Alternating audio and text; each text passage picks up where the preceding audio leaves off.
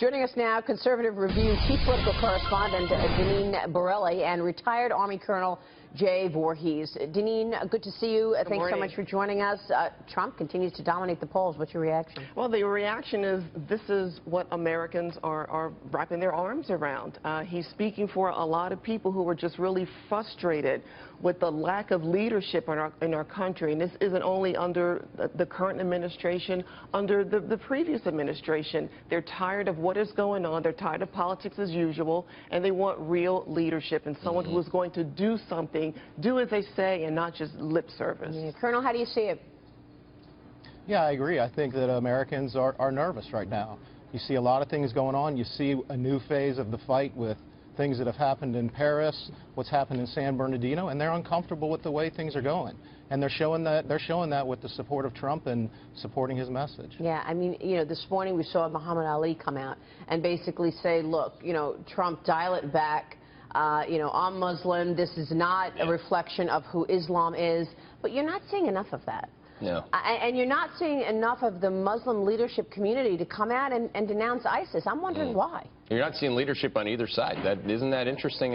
And how do you define, Denise, maybe this is a question to attempt to answer, how does he pivot from being a leader with some gravitas to just being this, you know, yelling kind of situation where he's just talking about how much he's winning by? But here's the thing. I mean, he's being very open and vocal about what he believes that how he can turn things around. And so he's not being iffy about his decisions or his comments. And I think that is something that is really resonating with people. They're hearing, whether it's bombastic or whether it's, you know, off the charts, you know, for a lot of people, they're looking at it as someone who is, you know, really speaking for them. And he is basically saying what they're thinking, but they're afraid to say. But then the critics say he's coming up with this on the fly, right?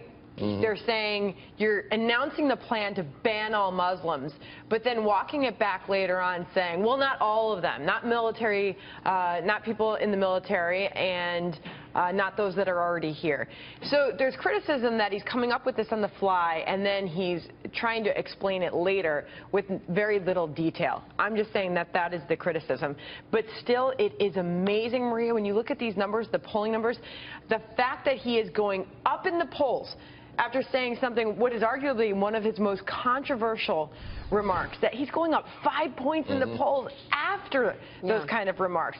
So right now, it's the American people. They want the aggressive talk. They think that he'll figure it out and he'll do something about it later. But for now, they love the passion. They love the emotion. They want that tough talk. Sorry. But you have to remember the individuals who came out, especially grassroots, who put all of their heart and soul into getting real hardcore conservatives in office, and then some of them are not doing what they had promised they were going to do for Americans. Yeah, that's true. Colonel, let me get your take on the testimonies that we saw yesterday. We had Ash Carter testifying, talking about ISIS and the plan to defeat ISIS, and basically he said, look, we need to do more. No, they're not contained. And all of these questions about the San Bernardino shooters as well. What's your take in terms of whether or not we need to step it up significantly? I mean, now Ash Carter said we want to continue to arm and help the Iraqis, but we know what happened last time, right? The Americans had all this high-tech equipment, and we armed the Iraqis. Then we pulled out, and what happened? ISIS controlled the Iraqis and took our equipment. Now they're fighting us with our own high-tech American equipment. Yeah, Maria, I mean, there's no doubt it's a complex situation, but a couple of things are non-negotiable. One, we are at war, and everybody's acknowledging that. You can't fight a politically correct war. Number two, the president came out and said we need to destroy ISIS. From a military perspective, destroy means render a target so damaged that it cannot be returned to any type of action. I think that's how we need to start to develop initially an air campaign.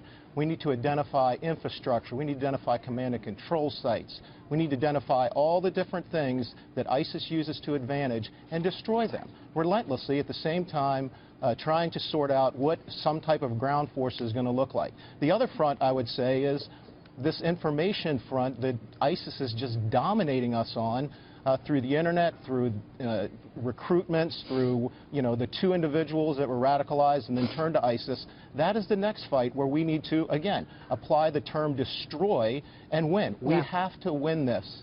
I want to get your take on what happened in the testimony with Jim Comey yesterday, because Lindsey Graham asked a very specific question. Do we know that this is basically a new plan, that a terrorist set them up, Malik and Farouk? Did a terrorist set them up? And if so, is that a game changer?